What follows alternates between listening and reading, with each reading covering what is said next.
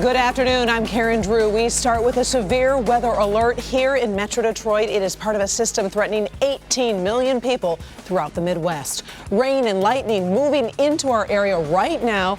We just got this video from Ann Arbor. If you are watching this newscast, you need to look out for damaging winds, lightning, and possibly tornadoes. And this is a look from our Windsor cam. You can see the edge of the clouds. Let's begin with Ben Bailey. Ben, what's the latest? Yeah, Karen, the severe weather got an early start on us, and now we still have a severe thunderstorm warning in effect mainly for Wayne County, but also the southern end of Macomb County, and this is until 4:30 this afternoon. Still almost 2 million people within this severe thunderstorm warning right now. The storm that prompted this, even though it has weakened, still has the potential to put down some small hail and damaging winds. So far, we don't have any reports of wind damage. We have had some reports of hail, half-inch, penny-sized. That was with this storm a little bit further off to the south and west. You can see there's still a tremendous amount of lightning with this storm. This is obviously going to affect commuters here along 94 as this storm marches towards the north end of Lake St. Clair. Otherwise, across the rest of our viewing area, not much going on right now, but we do anticipate that there will be a second round of thunderstorms that'll move in. The entire area is under a severe thunderstorm watch until 10 o'clock tonight, but I do think that the severe risk is probably going to go a little bit later than that. In fact, all of us in an enhanced risk for severe weather, most likely until the early morning hours of Saturday. We'll keep you on top of that, but this is the perfect time to sort of get your plans together on what to do if severe weather strikes your neighborhood, and our Paula Tupman is covering that part of the story. Let me give you my coordinates. I am at I-75 and Crooks Road. And so I can tell you that the weather is already starting to shift. We had sunny skies, and now we have thunder. We also have lightning in the area. So I'm going in, and my photographer and I, in just a few moments. But take a look at these skies. They've gotten very dark. They're starting to look a little ominous. Now, here's the thing. This just could be a February thunderstorm. But our experts are telling us it really is better to not panic, but at least be moderately prepared. When it comes to a severe weather plan, most people kind of fall into this category. Stay inside. Am I prepared for tonight's storm? No. But Mark Hammond, the emergency manager of Monroe County, says it's not a bad idea to have a couple of back pocket tools ready to go before you need them. We want everybody to be prepared. We want you to have weather radars, battery powered in your homes.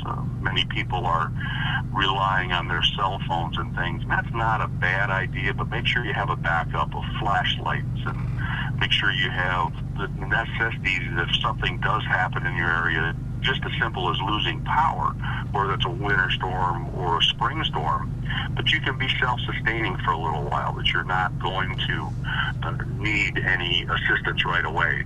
The American Red Cross put out these guidelines, and we picked 4 of them as the top things to know during a severe weather alert. So number 1, the safest place to be. Well, that's in an underground shelter, basement, or safe room in case of high winds. Pick a safe room in your home where household members and pets gather during a tornado or a severe weather event. Prepare for high winds by removing diseased and damaged limbs from trees. Now, it's a little late to do that, but something to think about in the future. Now, this you can do right now. Move or secure lawn furniture, trash cans, hanging plants, anything else that can be picked up by wind and actually become a projectile to you or even others. Also, because of the weather pattern that we're in right now, it is important to know the telltale signs of tornadoes and straight-line winds. Keep an eye on the sky. Dark, often greenish clouds, a phenomenon caused by hail. Take a look at the wall cloud, which is an isolated lowering of the base of a thunderstorm. Also, take a look for clouds of debris, large hail, a funnel cloud, a visible rotating extension of the clouds. These are all important signs that something really serious is on its way, and it might be heading right for you. Again, the mantra is don't panic, but be prepared. At least have some sort of plan in case the weather does indeed shift from being just nuisance weather to something really, really severe. Guys, back to you. All right, thank you, Paul. And make sure to stay tuned to Local 4 all night. But if you happen to be away from your television, all you need to do is download the Local Forecasters app. You can check live radar anytime and get all of those severe weather alerts. Just search WDIV in your app store. After making an emotional apology in court, a woman is said to be released from jail after getting kicked out of court yesterday. This story has gone viral. Donna Kosel was booted out of her daughter's sentencing for a deadly drunk driving crash and held in contempt. It's a video seen by more than 10 million people on her Local 4 Facebook page. She faced 93 days in jail, but after making an apology this morning, the judge decided to reduce the sentence and she will be released after spending only one night in jail.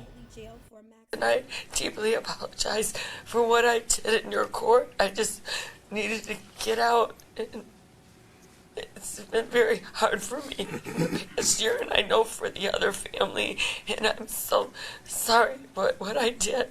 What you have to understand is, as hard as this is for you to see your baby going to prison, imagine what that family feels like when their child's dead. Thank you. Kosel is expected to be released from jail within the next few hours. Southfield police are looking for a man who groped a young woman in the parking lot of One Town Square. The man is described as African American, in his 30s, about 5'6", wearing glasses, gray sweatshirt, and blue pants. He approached the woman if she wanted to make some money, then reached up her dress, grabbed her buttocks as she tried to walk away.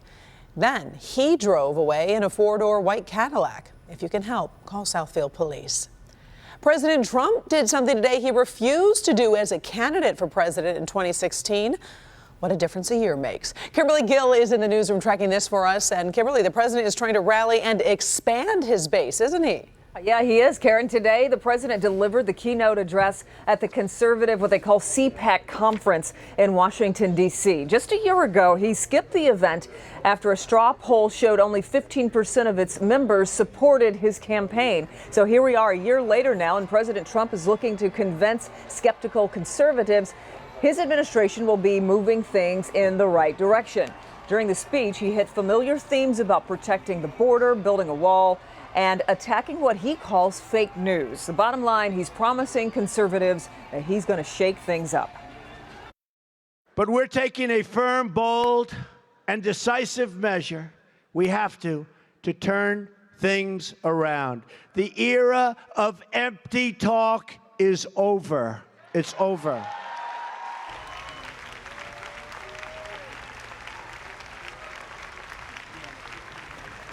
Well, the president and his administration spent the past 2 days telling conservatives there's nothing they can't accomplish if they all work together. And late this afternoon, the White House's battle with the media took another turn when several media outlets were barred from an informal briefing. NBC News was allowed inside, but CNN, the New York Times, and BuzzFeed, among others, were not. The White House Correspondents Association is protesting that decision. So, Karen, I'm sure we'll be hearing more about this in the coming days. For now, though, we'll send it back to you. All right. Thank you, Kim. First at 4, we're on top of stories making headlines all around the world this Friday afternoon. Let's start with this video of Caitlyn Jenner posted on Instagram. Jenner is a Republican, but tells President Trump she's not happy about his administration revoking protections for transgender students. The White House has reversed President Obama's orders, allowing students to use school restrooms that match their gender identity. Jenner calls the decision a disaster and asks Trump to call her. President Trump is facing an uncertain path to Middle East peace, and the new leader of Hamas could play a key role in the process. Yahya Sinwar made his first public appearance today since taking control of the Gaza Strip. His supporters are known to take more hardline views on the peace process, which could complicate things in an already very complicated region. Moving back to the United States, cameras are rolling as a Cleveland power plant is brought down after 107 years.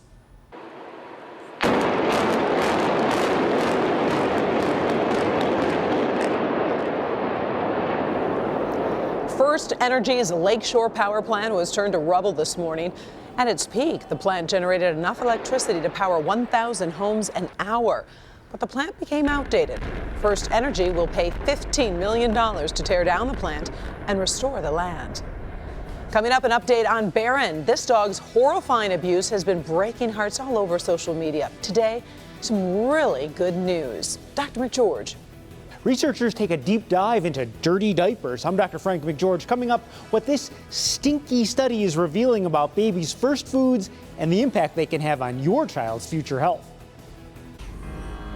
Severe thunderstorm warning still in effect from Detroit to Mount Clemens as we watch the last of this first burst of storms move off to the east, but we've got a lot more to go. Also, for parents in Plymouth Canton schools, there may be a delay in bus arrivals for middle school students, and elementary school students are being held until 4:30 to make sure the kids stay safe. We'll have more on our severe weather situation next on Local 4. Medical. In Good Health this afternoon, studying babies' first foods. Dr. Frank McGeorge is here with new research on the lasting impact those first months could have on your baby's future health.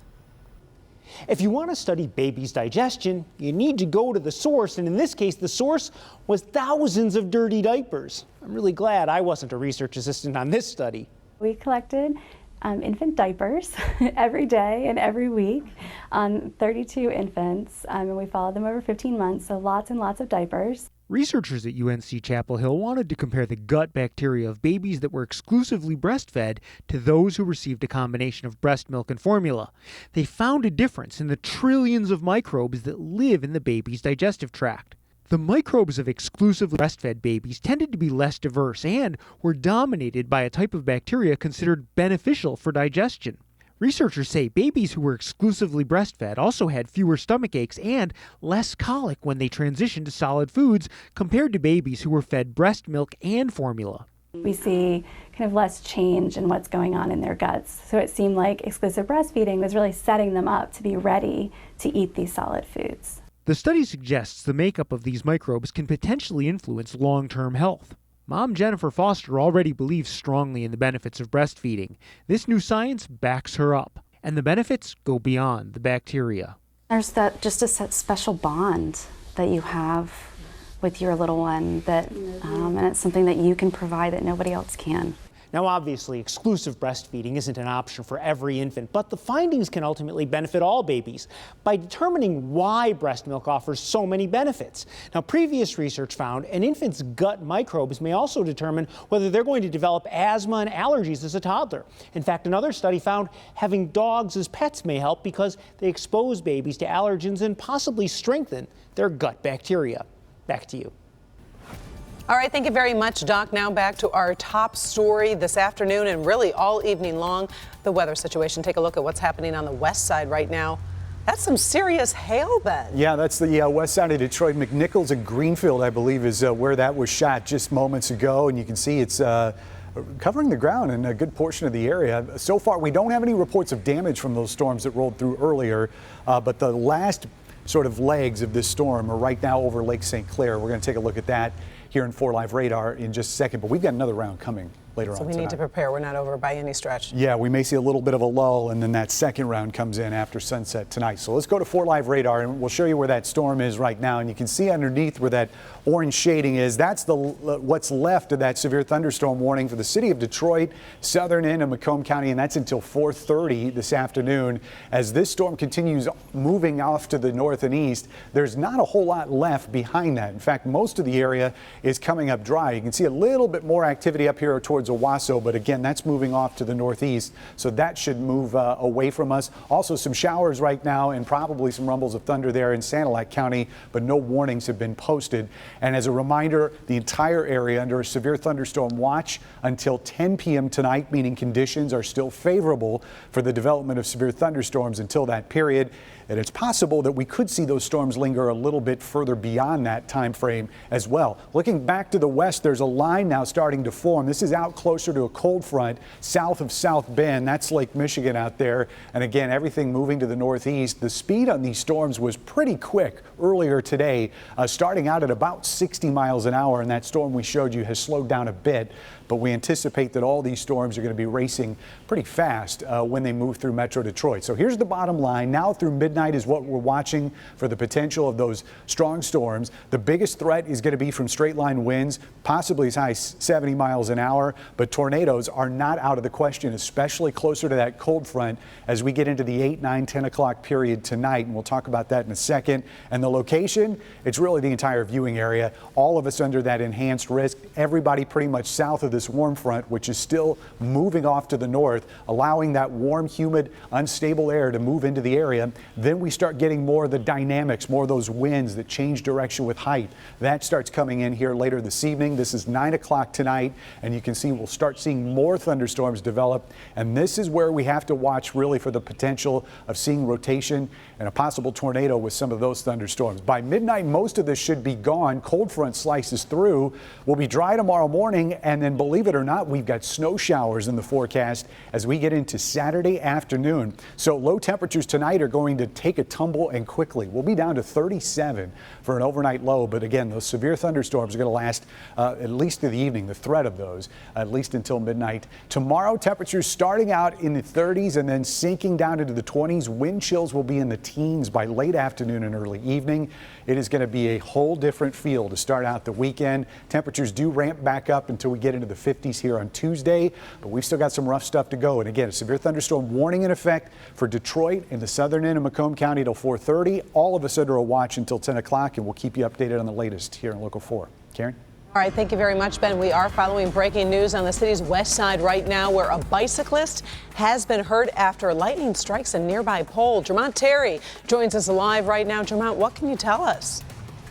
Well, Cameron, we know that Ben has been telling us about all that lightning that's been taking place in the area. And it was around maybe 30, 40 minutes ago that a lightning actually hit a pole here and it sent a wire coming down. If you look off in the distance here, you can see that pole, that wire, which is still a little hot and smoking right now. When that wire came down in this area, apparently that bicyclist was nearby. The wire hit the bicyclist, and that bicyclist was taken away by ambulance, according to neighbors that I talked to here on the scene. But again, that's the scene here on McNichols and Greenfield. The electricity, I should say, the wire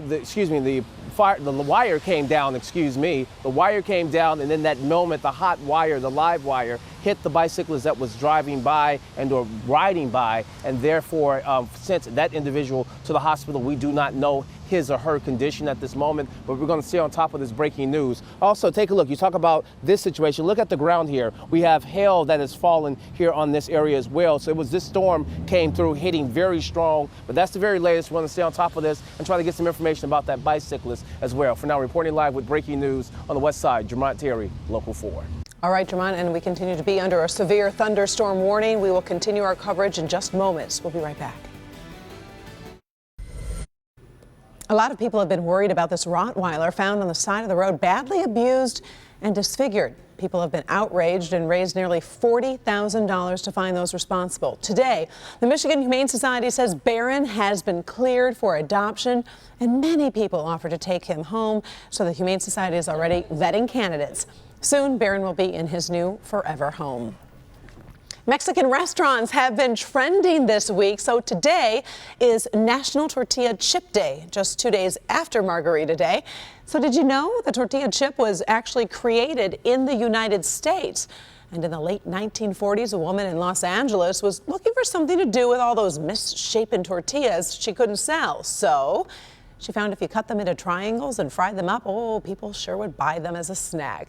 Now, there are some tortilla chips from Del Taco right here in Metro Detroit. We're so lucky to have them stop by. They dropped off lots of yummy stuff like dipping sauces and macho nachos. In honor of National Tortilla Day, the local owners, the Team Shostak family restaurants, are giving away a free Del Taco catering package that feeds 10 people. You can have a little party of your own if you like. You need to register online, and all entries must be received by March 3rd. You can find the link to register for the free catering packages on the lifestyle page at clickondetroit.com. So go out and celebrate. Good luck with hopefully winning. Well, whether you're heading out for chips or staying home, keep your eyes on the weather. We are under a severe weather alert. Ben has another update after this break.